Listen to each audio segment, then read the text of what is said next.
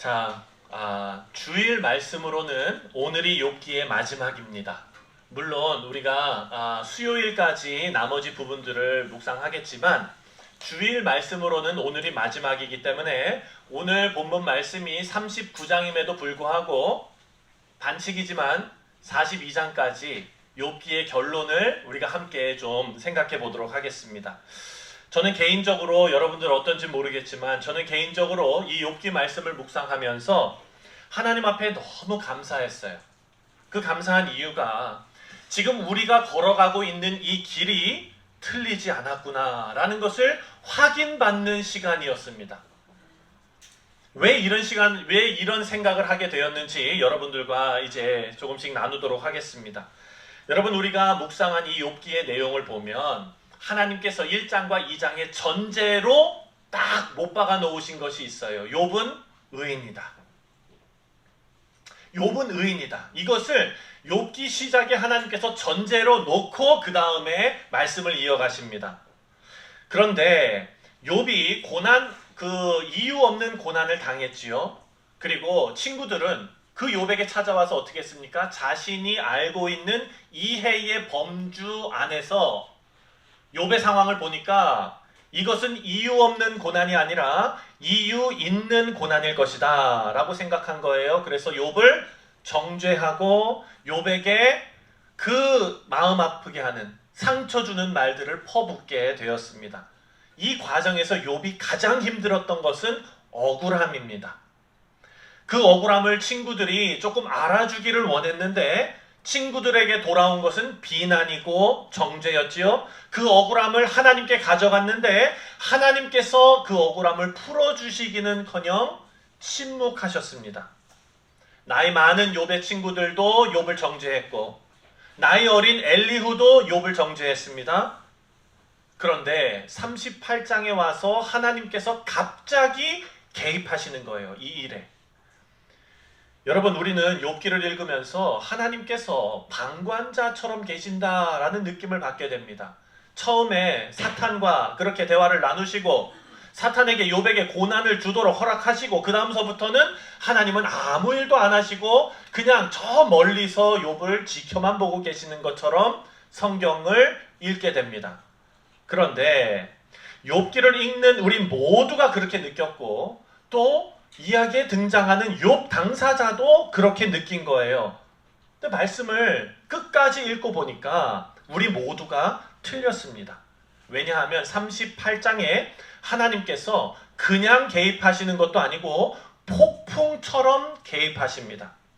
엘리후가 욥을 정죄할 때에 원인과 결과가 있다. 당신에게 물론 하나님께서 당신을 회복시키시는 과정이지만 당신의 죄를 하나님께서 지금 만지고 계시는 것이다. 그러니 회개하고 하나님께 회복받아라. 이것이 엘리후의 말이었습니다. 이것을 욥에게 엘리후가 이 논리로 몰아세울 때 그때 38장 1절에 하나님께서 이렇게 나타나신 거예요. 다 같이 읽겠습니다. 시작.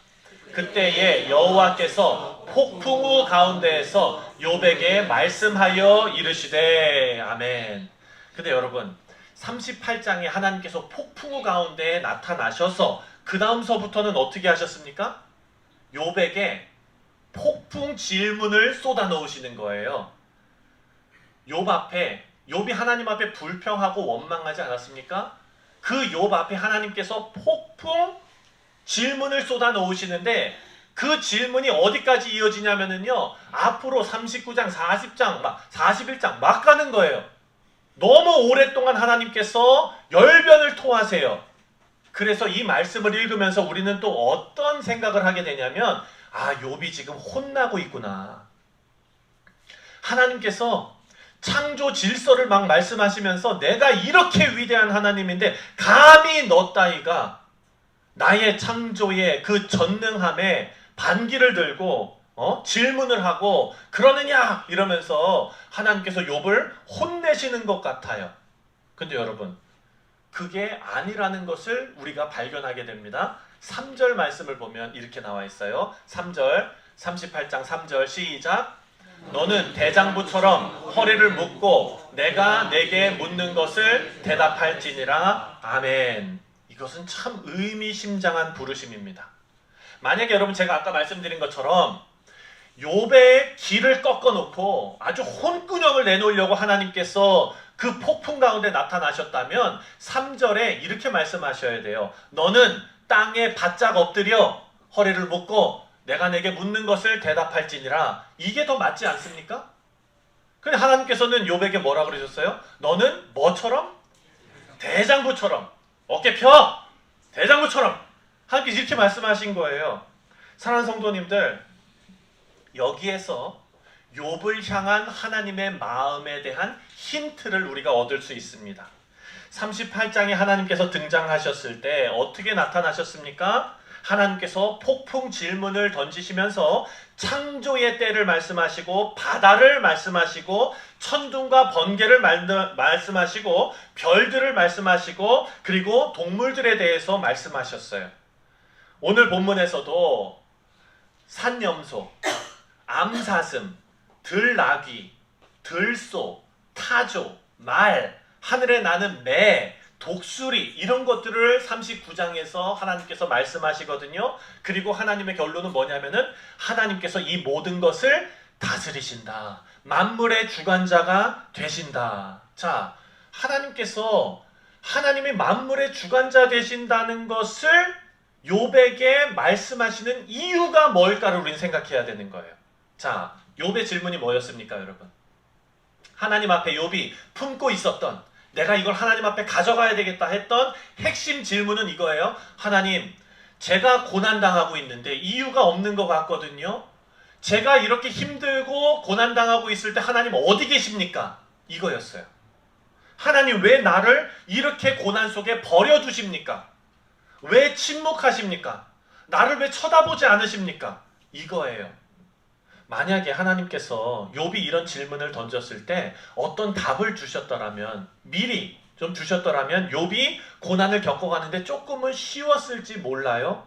근데 사랑하는 성도님들, 하나님께서 어찌 보면 욥의 이 질문과 상관없는 동문서답을 하시는 것 같이 느껴지지만 그 안에 하나님의 메시지가 있다는 것을 우리가 알아야 됩니다. 하나님의 창조 세계에 대해서 말씀하시는 내용이 너무 길어요. 하나님께서 괜히 길게 말씀하시겠습니까? 그 가운데는 이유가 있다는 거예요.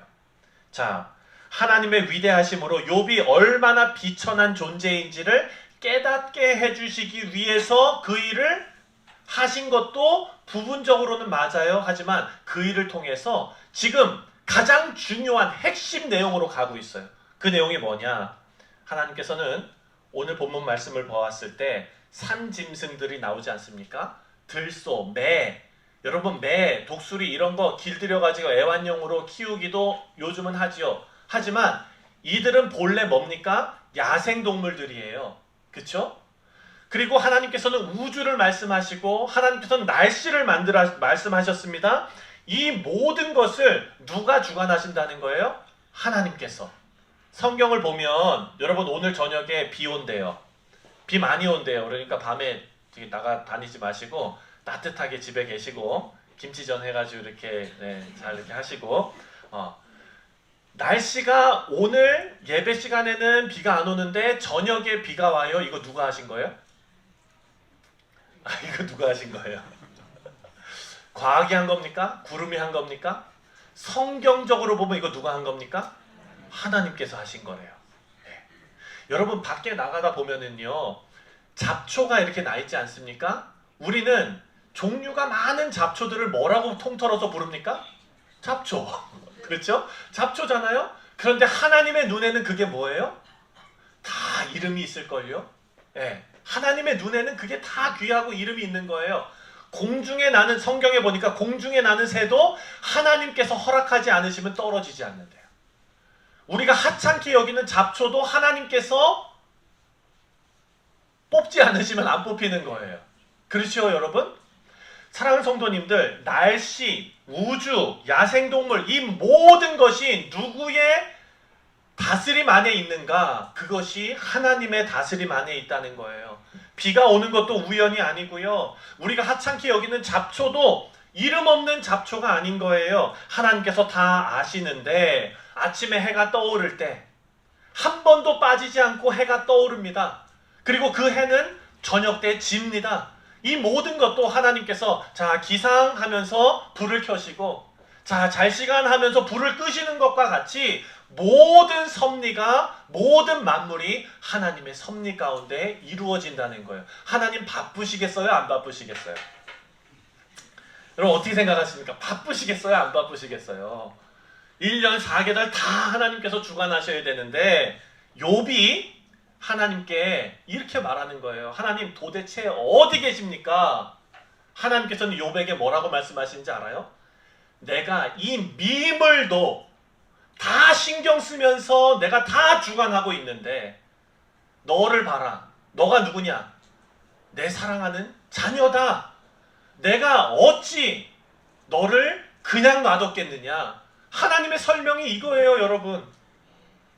천지 창조를 막 말씀하시면서 나는 위대한 하나님, 너는 비천한 것. 이 차이를 알아야지. 어디 대들어. 하나님 이거 말씀하시는 거 아니에요. 우리 하나님께서는 내가 너의 고통의 순간에도 함께 있었다를 알려주시는 거예요. 하나님, 우리 아버지 되십니다. 여러분의 아버지가 하나님이십니다. 근데 여러분 생각해 보세요. 아버지가 자녀가 어려움을 다 당하고 힘든 그 고생을 다 하고 그러고 있는데 아무것도 도와주지 않고 전혀 상관없는 사람처럼 숨어 있다가 이 자녀가 자수성가하고 나서 성공한 후에 그 자녀에게 나타나서 내가 너의 아버지다 라면은 아버지다운 모습입니까? 물론 그런 분들도 계실 수 있어요. 그렇지만 아버지라면 어떻습니까? 자녀가 겪는 어려움을 함께 그리고 격려하고 도와주고 세워주고 아버지가 희생합니다. 그리고 그 자녀가 그 과정을 겪고 성공하면 아버지가 나타나서 이게 다 내 덕이지 이렇게 합니까? 아니에요. 아버지는 자녀를 축하해주고 자녀를 칭찬합니다. 제가 TV에서 어떤 거를 봤는데요. 요즘은 요리 경연 프로그램이 많지 않습니까? 미국에서 하는 경연 프로그램이었어요. 어떤 자매가 여자분인데 젊어요. 제 생각에는 하이스쿨 졸업하고 막 칼리지쯤에 있는 것 같아요. 사람이 근데 아주 그냥 그 시간 내에 그 요리를 만들어내야 되니까 그냥 난리를 치면서 막 하고 있는데 저쪽 관중석에서 가족과 그리고 사람들이 막 그냥 아주 애를 타고 막 이렇게 보고 있는 거예요. 근데 이 자매가 뚜껑을 열어야 되는데 이게 안 열려요. 그래가지고 막 그냥 속은 타고 난리가 나고 막 그냥 그 수건을 덮어가지고 열어보고 막 어떻게 해도 안 되는 거예요. 그러는데 저쪽 끝에서 방청객에 누가 있는 줄 아십니까? 이 자매의 아버지가 있는 거예요. 근데 이 자매가 막 하다가 방송 중인데 막 하다가 아버지랑 눈이 맞춰지니까 그 방청석으로 냈다 달려가지고 아빠한테 그걸 주니까 아빠가 쑥 열어가지고 줘서 이 자매가 와가지고 요리를 막 완성하는 거를 보았어요. 여러분 아버지라면 이런 모습 아닐까요? 그리고 나서 이 자매가 만약에 그 요리 경연에서 1등을 했으면 아버지가 누구를 칭찬할까요? 내 덕이야 이럴까요? 아니에요. 사랑하는 내 딸아 잘했다 이렇게 하시지 않을까요? 이것이 아버지입니다. 욥이 가지고 있는 질문이 이거예요. 하나님 어디 계셨어요? 하나님 나 버려진 것 같아요. 그런데 아버지 하나님의 대답은 뭡니까? 내가 늘 너와 함께 있었다.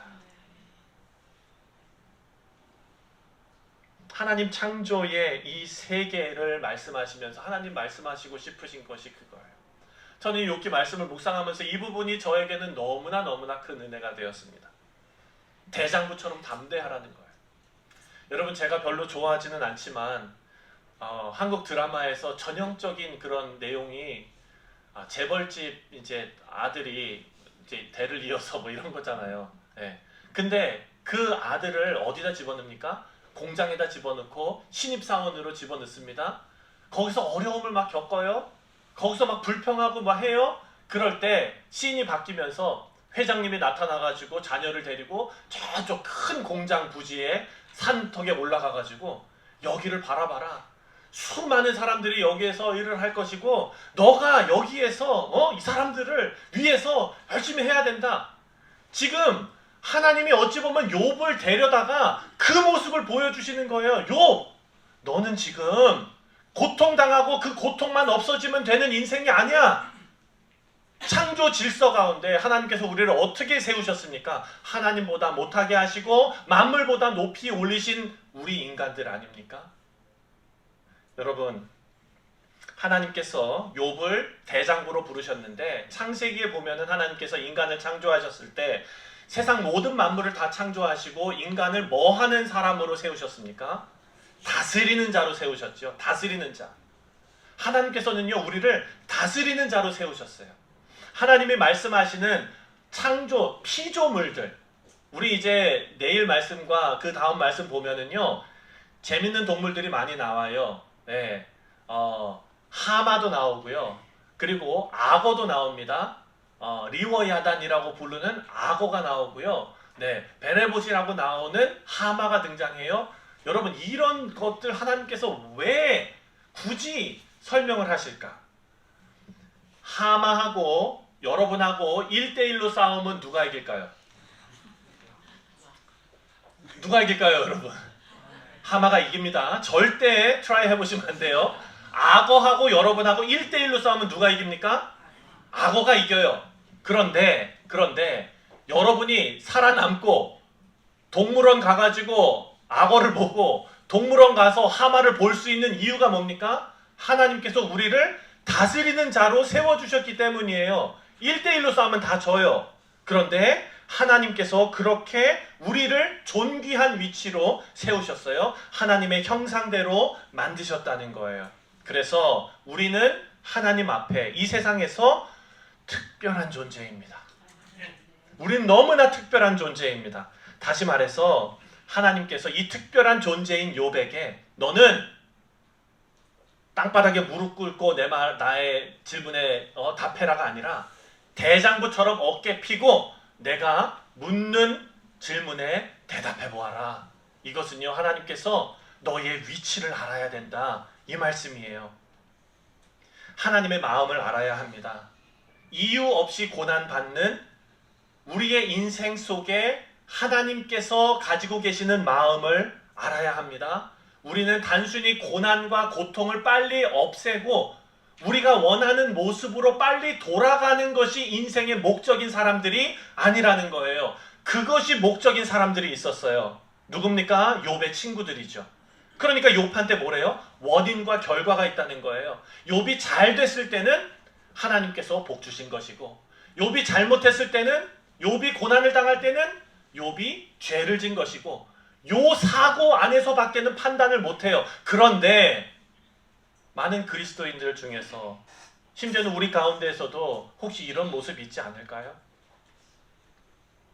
빨리 고통을 없애야 된다. 빨리 회복돼야 된다. 그런데 오늘 본문 말씀을 보니까 그 고난의 과정이 하나님께서 함께 하시는 과정이었다는 것을 우리가 알게 됩니다. 어떻게 해서든지 고난 끝내고 고통 없애는 것이 인생의 목적이 아니라는 거예요. 여러분, 이것이 우리 신앙생활에 너무나 중요한 부분입니다. 사실 우리는 우리가 겪는 이 고난의 끝을 알지 못합니다.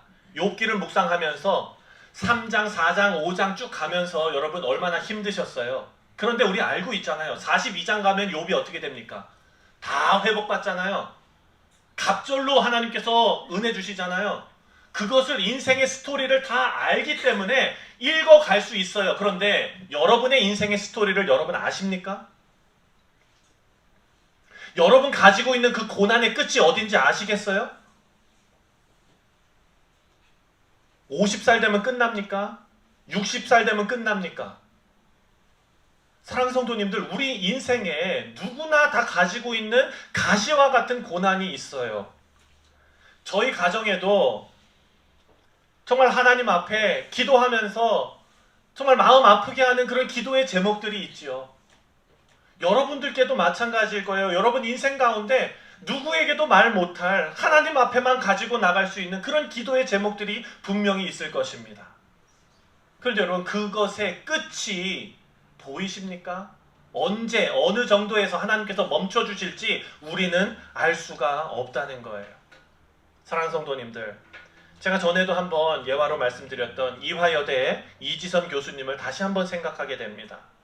이지선 교수님께서 3년 전에 어떤 교회에서 간증했던 영상이 있어서 제가 찾아왔습니다. 먼저 2000년에 제가 대학교 4학년일 때 학교에서 집으로 돌아가던 길에 차를 타고 이제 신호등이 바뀌어서 잠깐 차를 세우고 기다리고 있던 동안 뒤에서 음주운전을 하신 분이 도망을 가시면서 아주 빠른 속력으로 달리셨던 거예요. 그래서 신호 대기선 제일 뒤에 서 있던 저희 차를 와서 아주 세게 들이받게 되면서 정신을 잃었는데, 오빠가 먼저 정신을 차려서 저를 꺼냈을 때는 이미 제 상반신에 불이 붙어 있었다고 그래요. 그래서 오빠가 제 티셔츠를 벗어서 불을 끄고 저를 안고 나왔는데 차가 폭발을 하고요. 살면서 한 번도 생각하지 않았던 일이 예고 없이 왔어요. 숟가락에 비치는 제 모습을 보고 제가 아니라고 머릿속에서 지우려고 했었어요. 그냥 외계인 같더라고요. 현실을 보고 나니까요, 마음에 절망이라는 것이 찾아오더라고요. 절망이 여기를 가득 채우고 나니까 제가 할 수 있는 일은 딱 2가지가 남더라고요. 하나는 아파트 옥상을 찾아서 올라가는 거였고요. 또 하나는 하나님을 찾아보는 거였어요. 몇 시간을 고민을 하다가 제가 엄마한테 교회에 가자 그랬어요. 한 번은 따져봐야겠더라고요. 살려놨으면 대책이 있으실 거 아니냐고. 몇 시간을 물었는데요, 하나님 대답이 없으시더라고요.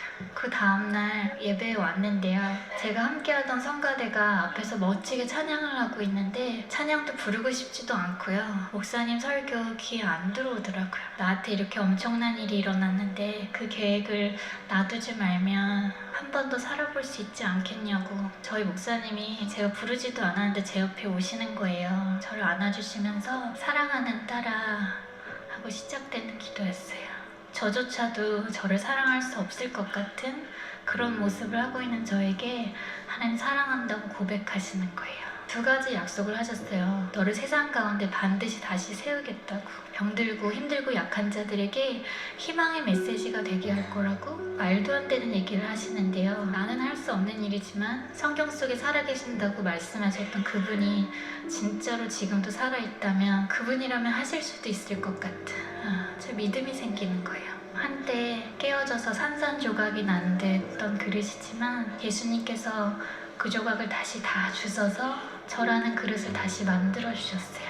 더 이상 윤이 나지 않지만 예수님이라는 보비를 제 안에 담게 해주셨어요. 여러분의 인생 가운데에도 화상과 비슷한 일들이 계속 남아있잖아요. 그럴 때마다 심령이 가난한 자 복이 있나니 천국이 저희 것임이라 하셨던 그 말씀 그대로요, 저의 가난한 마음을 거두어 가주시고 천국을 주시더라고요. 천국이 아닌 이 땅에서요, 제가 이미 천국을 맛보고 천국을 누리면서 살고 있어요. 별가 끝이 아니기 때문에, 지금 모습이 끝이 아니기 때문에 기대하는 그 마음이 저는 희망인 것 같아요. 사랑하는 성도님들, 제가 이 간증을 듣고 그리고 이분이 했던 인터뷰를 봤어요. 이분이 뭐라고 얘기하시냐면, 저는 20대 초반에 사고를 만났습니다, 이렇게 말씀하시는 거예요. 여러분, 보통 사고를 당했다고 표현하죠. 근데 이분은 뭐라고 얘기하시냐면, 저는 사고를 당한 것이 아니라 사고를 만났습니다 라고 표현하시는 거예요. 여러분, 이것은 엄청난 통찰입니다. 만약에 이분이 사고를 당했다면 이분은 피해자가 되는 거고 가해자가 존재합니다. 그리고 그 가해자에 대한 원한으로 인생을 살아가야 될 것입니다. 하지만 사고를 만난 것이라면 그 만남에는 목적이 있지요. 그 목적에는 희망이 있는 것입니다. 20대 초반이었던 이 교수님이 그 시간을 겪으면서 영적인 어른이 되셨어요. 우리와는 차원이 다른 영적인 어른이 되셨어요. 말할 수 없는 고통과 고난을 통해 어린 나이지만 신앙으로 어른이 되었다는 것입니다. 사랑하는 성도님들, 우리도 어른이 되어야 합니다. 근데 그렇다고 이런 끔찍한 사고를 모두 경험해야 된다는 것은 아닙니다. 하지만 여러분이 각자의 모양으로 지금까지 살아오셨고 또 오늘부터 한 주를 살아가시는 그 과정이 이 사고처럼 같은 역할을 우리에게 하고 있다는 거예요. 인생의 말 못할 가시 하나하나가 하나님께서 여러분을 어른으로 만들어 가시는 과정이라는 것입니다. 그것은요, 없는 사람이 없어요. 우리 가정에도 있고 여러분에게도 다 있는 거예요. 그런데 그런 하나님께서 빨리 고난을 없애고 고통을 끝내는 것을 우리의 인생의 목적이라고 말씀하지 않는다는 겁니다. 대장부처럼 말하라는 거예요. 어른이 되는 과정이라는 것을 깨닫고 있는지 확인시켜 보시는 거예요. 그리고 그 과정 안에서 하나님께서 열심히 돕고 계십니다. 때로는 그 어려움을 여러분 스스로 오롯이 견뎌내게도 하시고, 또 때로는 38장에 나오는 것처럼 갑자기 폭풍우처럼 하나님께서 개입하실 때도 있는 것입니다. 그러면서 이 세상의 모든 고난을 짊어지고 십자가에서 하나님의 뜻을 죽기까지 순종하신 예수님의 길을 우리에게 걸으라 하십니다. 여러분, 욥의 결론을 42장에서 보면은요, 너무나 중요한 내용이 나옵니다. 이제 욥이 하나님을 만나고 하나님께서 회복시켜 주시는데 갑절의 복을 주시잖아요. 갑절의 복을 주시기 전에 하나님께서 그 직전에 하신 일이 있으세요. 그게 뭐냐? 42장 7절부터 9절입니다. 함께 읽겠습니다. 시작. 여호와께서 욥에게 이 말씀을 하신 후에 여호와께서 대만 사람 엘리바스에게 이르시되 내가 너와 내 두 친구에게 노하나니 이는 너희가 나를 가리켜 말한 것이 내 종 욥의 말같이 옳지 못함이니라. 그런즉 너희는 수소 7과 수량 7을 가지고 내 종 욥에게 가서 너희를 위하여 번제를 드리라. 내 종 욥이 너희를 위하여 기도할 것인즉 내가 그를 기쁘게 받으리니 너희가 우매한 만큼 너희에게 갚지 아니하리라. 이는 너희가 나를 가리켜 말한 것이 내 종 욥의 말같이 옳지 못함이라. 이에 대만 사람 엘리바스와 수아 사람 빌닷과 나아마 사람 소발이 가서 여호와께서 자기들에게 명령하신 대로 행하였나니 여호와께서 욥을 기쁘게 받으셨더라. 아멘. 하나님께서 욥을 회복시키기 전에 한 가지 하신 게 뭡니까? 욥으로 하여금 누구를 위해서 기도하게 하셨어요? 친구들을 위해서 기도하게 하셨어요. 여러분이 욥이라면 어떻게 할까요? 여러분, 이제 판결이 났지요. 하나님께서 속 시원하게 얘기해 주셨잖아요. 욥은 옳고 친구들은 틀렸다. 그 판결이 난 다음부터 욥은 어떻게 해야 됩니까? 제가 욥이라면 받지. 전에 뭐라고 그랬다고 나한테? 내가 뭐 죄졌다고? 막 이러면서 한참을 따졌을 거예요. 물론 속은 시원했겠죠. 근데 하나님께서는요, 욥에게 그걸 요구하지 않으셨어요. 욥에게 뭘 요구하셨냐면 그들을 위해서, 친구들을 위해서 기도하게 하셨어요. 이 친구들이 번제를 자기들이 가져다가 드리고 자기들이 하나님 앞에 기도할 수 있었거든요. 근데 하나님께서는 이 일을 누구를 통해서 하시냐면 욥을 통해서 하시는 거예요. 여러분, 이게 너무나 놀라운 일입니다. 우리가요, 이 고난의 길을 걸어가고 이 고통의 길, 하나님께서 우리와 함께 하시지만 아픈 길을 걸어갈 때 이렇게 하지 말라는 거예요. 어떻게 합니까? 나 건들지 마. 지금 나 고난의 길 겪고 있어. 주를 위한 길이야. 이거 건들지 마. 나 이렇게 하지 말래요, 여러분. 어떻게 하랍니까? 중보자가 되래요. 기쁨으로 하래요. 하나님이 기뻐하시는 일을 하래요. 친구들과 화평하는 일을 하래요. 그들을 껴안는 일을 하래요. 여러분, 이 일로 우리를 부르셨습니다.